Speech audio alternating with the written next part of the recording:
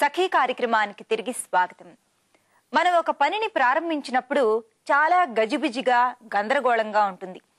పిండి వంటల్ని చేసేందుకు కూర్చున్నప్పుడు లేదా అతిథుల కోసం విందు భోజనాన్ని వండేందుకు మనం పూనుకున్నప్పుడు మన వంటిల్లంతా చికాగ్గా ఉంటుంది.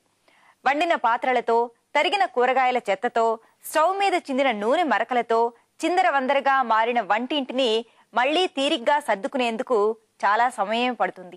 ఇంత కష్టం మనం ఎందుకు పడతామంటే మన అతిథులకు ప్రేమతో వడ్డించేందుకు, వాళ్ళకి కడుపు నిండా భోజనాన్ని పెట్టేందుకు.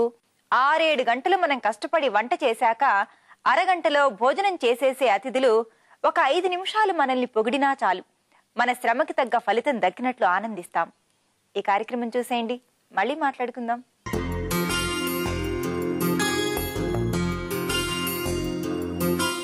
నమస్కారం. ఆమె కార్యక్రమానికి స్వాగతం. సకులు, మహిళలకు ఏ ఏ రంగాల్లో ఉపాధి అవకాశాలు ఉన్నాయి, వాటికి ఎలాంటి అర్హతలు కావాలో వివరించడానికి మనతో ఉన్నారు రమాదేవి గారు. మరి అడిగి తెలుసుకుందామా? నమస్కారం రమాదేవి గారు. నమస్తే మేడం, మహిళలకు ఏ ఏ రంగాల్లో ఉపాధి అవకాశాలు ఉన్నాయి, వాళ్ళకి ఎలాంటి అర్హతలు కావాలి? ఇప్పుడు అంటే ఎక్కువగా ఈ రోజున ఫుడ్ ప్రాసెసింగ్ సెక్టర్ చాలా బాగుంది. దాంట్లో మనం బ్రెడ్ ఒకటి డిమాండ్ బాగా పెరుగుతుంది. ఇవాళ అంతా అంటే టైం లేదు, చాలామంది వర్కింగ్ ఉమెన్కి బ్రేక్ఫాస్ట్ చేయడానికి చాలా టైం అవసరం అనమాట. అటువంటి టైం కొదవైపోయింది. దాంతో ఈజీ మెథడ్స్ ఏమని ఆలోచిస్తున్నారు. దీనికోసం అని చెప్పి బ్రెడ్ కన్జంప్షన్ చాలా పెరిగింది. ఒక వ్యాపారంగా చూసుకుంటే బ్రెడ్ మ్యానుఫ్యాక్చరింగ్ కూడా చాలా మంచి వ్యాపారం అనమాట. అంటే ఒక 15% వరకు మనకి ప్రాఫిట్ కూడా ఉంటుంది. అంటే ఇది పెద్ద రాకెట్ సైన్స్ కాదు. ఎవరైనా కూడా ఒక బిజినెస్ చేయాలి అనుకున్న వాళ్ళకి బ్రెడ్ మ్యానుఫ్యాక్చరింగ్ కన్సంప్షన్ కూడా బాగుండటంతో ఈ రోజున చూస్తుంటే మన చుట్టూ ఉన్న రిటైల్ మార్కెట్లో కూడా బ్రెడ్, అన్ని రకాల బ్రెడ్లు కూడా సేల్ అవుతుంది. సో మంచి పొటెన్షియల్ బిజినెస్ అనమాట. ఓకే, బ్రెడ్ తయారు చేసే విధానం అంటే ఆ ప్రాసెస్ ఎలా ఉంటుంది, దానికి ట్రైనింగ్ ఎలా తీసుకోవాలి? ముందుగా ఫుడ్ ప్రాసెసింగ్లో ట్రైనింగ్ అవసరమమ్మా. ఎందుకంటే ఫుడ్తో చేసేటప్పుడు మనం చాలా టెక్నికల్గా అన్నీ తెలుసుకుని దాంట్లోకి ప్రవేశించాలి. ట్రైనింగ్ లేకుండా మటుకు ఇటువంటి ఇండస్ట్రీ పెట్టమని మేము సజెస్ట్ చేయము.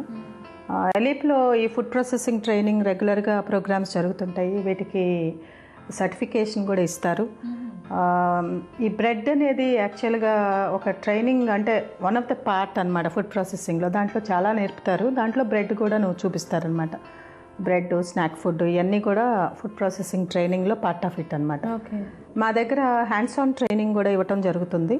అంటే ఓవెన్ అది కూడా వాళ్ళకి ఇచ్చి ట్రైనింగ్ అయిన తర్వాత ఏదైతే మేము అంటే క్లాస్ రూమ్ ట్రైనింగ్ ఇచ్చిన తర్వాత ప్రాక్టికల్స్లో ఈ బ్రెడ్ మ్యానుఫ్యాక్చరింగ్ ప్రాసెస్ అంతా చూపిస్తారనమాట.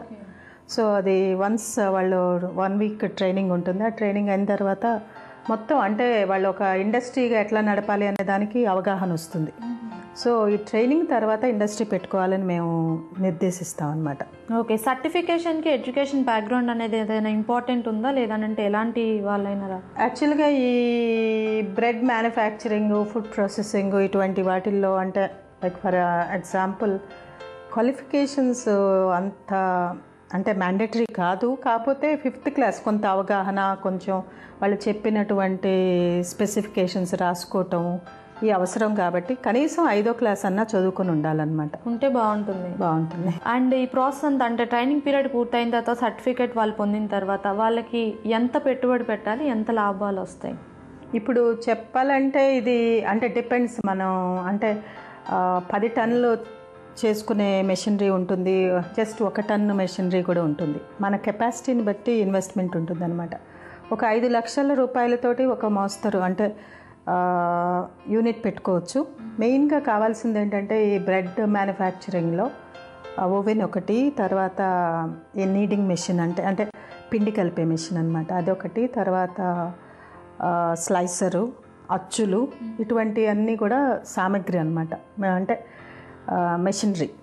అది కాకుండా పవర్ కనెక్షను, ఒక ప్లేసు, రెంటెడ్ ప్లేస్ కానీ లేదా సొంత కానీ ఒక ప్లేసు, ఇవన్నీ ఉండాలన్నమాట. ఇవి కాకుండా మనం సపోజ్ ఇంకా కూడా ఈ బ్రెడ్తో పాటు ఫ్రూట్ బ్రెడ్ అని ఇంకా ఏదైనా యాడ్ చేసుకుంటే దానికి సంబంధించినవి కూడా కొనుక్కోవాల్సిన అవసరం ఉంటుంది. సో దీంట్లో ప్రాఫిట్ కూడా అరౌండ్ 15 to 20% వరకు ప్రాఫిట్ కూడా ఉంటుందన్నమాట. ఒక 5 లక్షల ఇన్వెస్ట్మెంట్తో అంటే సొంత బిల్డింగ్ లేకుండా మెషినరీ కొనుక్కొని రెంటెడ్ ప్రెమిసెస్లో ఈ యూనిట్ స్టార్ట్ చేసుకునే అవకాశం ఉంటుంది. Okay ma'am. సో ఈ పెట్టుబడి పెట్టుకునే వాళ్ళకి, అసలు ఫైనాన్షియల్ బ్యాక్గ్రౌండ్ వీక్ ఉన్న వాళ్ళకి మీరు ఎలాంటి సపోర్ట్ ఇస్తారు? యాక్చువల్గా ఈ ఫుడ్ ప్రాసెసింగ్ ట్రైనింగ్లో మటుకు మాకు గవర్నమెంట్ ఆఫ్ ఇండియా తరపున ఇంక్యుబేషన్ ఫెసిలిటీ ఉంది ఎలీప్లో. అంటే మేము ట్రైనింగ్ అయిన 1 month కోర్స్ అయిపోయిన వెంటనే వాళ్ళకి ఇంక్యుబేటర్ వాళ్ళకి ఇస్తామన్నమాట. Incubator in the sense ovens, kneading machine, packing machine అన్నీ కూడా వాళ్ళకి అందుబాటులో ఉంచుతాం. వాళ్ళు ఒక 3 months వరకు ఇందులో వాళ్ళు ఏదైతే ప్రోడక్ట్, ఇప్పుడు బ్రెడ్ కనుక వాళ్ళు తయారు చేయాలనుకుంటే ఇందులో 3 months తయారు చేసి మార్కెట్లో అమ్మిన తర్వాత వాళ్ళ కాన్ఫిడెన్స్ వచ్చిన తర్వాత వాళ్ళు సొంత యూనిట్ పెట్టుకోవచ్చు అనమాట. దీనికి మేము ఏమీ ఛార్జ్ చెయ్యం.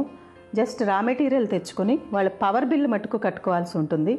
రా మెటీరియల్ మటుకు వాళ్ళు కొనుక్కోవాల్సి ఉంటుంది. మెషినరీ అంతా కూడా ఆర్గనైజేషన్ ద్వారా మేము ఫ్రీగా ఇస్తామన్నమాట. అందుట్లో వాళ్ళు దాన్ని తయారు చేసి మార్కెట్లో అమ్ముకున్న తర్వాత కాన్ఫిడెన్స్ వచ్చిన తర్వాత వాళ్ళు సొంతంగా యూనిట్ పెట్టుకోవచ్చు. సో అప్పుడు ఆ టైంలో కొంచెం లాభం అనేది వస్తుంది. దాన్ని బేస్ చేసుకొని వాళ్ళు సొంతంగా కాన్ఫిడెన్స్ లెవెల్ పెరుగుతుంది అనమాట. ఒకసారి మీరు హ్యాండ్స్ ఆన్ ట్రైనింగ్ కూడా అవుతుంది. ఎట్లా అమ్మాలి, ఎవరి దగ్గరికి వెళ్ళాలి, ఎంత మనం తయారు చేస్తే ఎంత లాభం వస్తుంది, ఇవన్నీ కూడా అనుభవంతో వస్తాయి. So it's a very good business. Practical training కూడా ఎలీప్లో ఉంది కాబట్టి అంత సందేహించాల్సిన అవసరం కూడా లేదనమాట. Okay ma'am. అంటే వీళ్ళు సొంతంగా బిజినెస్ స్టార్ట్ చేసుకునేటప్పుడు కొంచెం ప్రాబ్లం ఉంటుంది. సో గవర్నమెంట్ తరపు నుంచి వీళ్ళకి ఎలాంటి ఫెసిలిటీస్ ప్రొవైడ్ చేస్తారు? ఇది చాలా అంటే హ్యాండ్ హోల్డింగ్ లాగా గవర్నమెంట్ ఈ రోజున ఎక్కువ మంది ఎంటర్ప్రినర్స్ని ఎంకరేజ్ చేయాలనే ఉద్దేశంతో government of India, state government చాలా స్కీమ్స్ ప్రవేశపెట్టడం జరిగింది. ఈ మెయిన్గా ఈ ఫుడ్ ప్రాసెసింగ్ సెక్టర్లో 30% వరకు సబ్సిడీ ఉంటుందమ్మా. అంటే 10 లక్షలు పెట్టుబడి పెడితే 3 లక్షల రూపాయలు వెనక్కి తిరిగి సబ్సిడీ కింద వాళ్ళకి వాపసు వస్తుంది. సో ఇటువంటి స్కీమ్స్ ఉన్నది ఫుడ్ ప్రాసెసింగ్ సెక్టర్లో అనమాట. దానికి కారణం కూడా ఇప్పుడు మనం రైతులు పండించేటటువంటి అంటే వాల్యూ ఎడిషన్, మన అగ్రి ప్రోడక్ట్స్ని వాల్యూ ఎడిషన్ చేయాల్సిన అవసరం ఉంది. కాబట్టి మినిస్ట్రీ ఆఫ్ ఫుడ్ ప్రాసెసింగ్ ఈ 30% రాయితీ ఇవ్వటం జరుగుతుంది. కాబట్టి ఇప్పుడు స్నాక్ ఫుడ్ కానివ్వండి, బ్రెడ్ కానివ్వండి, ఏది తయారు చేసినా కూడా ఏదైతే మనం అగ్రికల్చరల్ సెక్టర్కి సంబంధించి కనుక వాల్యూ ఎడిషన్ చేస్తే దానికి మంచి ప్రోత్సాహం కూడా ఉందన్నమాట. ఓకే. సో ఇది మహిళలకి ఇప్పుడు ఇటువంటి ఫుడ్ ఐటమ్స్ ఇవి చక్కగా కనుక క్వాలిటీ సర్టిఫికేషన్తో తయారు చేసి వాళ్ళు కనుక మార్కెట్ చేయగలిగితే చాలా మంచి అవకాశాలు ఉన్నాయి. ఓకే. రమాదేవి గారు, మా సకులకు ఫుడ్ ప్రాసెసింగ్ రంగంలో ఎలాంటి ఉపాధి అవకాశాలు ఉన్నాయి, ఎలాంటి జాగ్రత్తలు తీసుకోవాలో చక్కగా వివరించినందుకు ధన్యవాదాలు. నమస్తే. సకులు చూశారు కదా, ఫుడ్ ప్రాసెసింగ్ రంగంలో మహిళలకు ఎలాంటి ఉపాధి అవకాశాలు ఉన్నాయి, ఎలాంటి అర్హతలు కావాలో చక్కగా వివరించారు కదా. మరొక చక్కటి ఎపిసోడ్లో కలుసుకుందాం. అంతవరకు సెలవు. నమస్తే.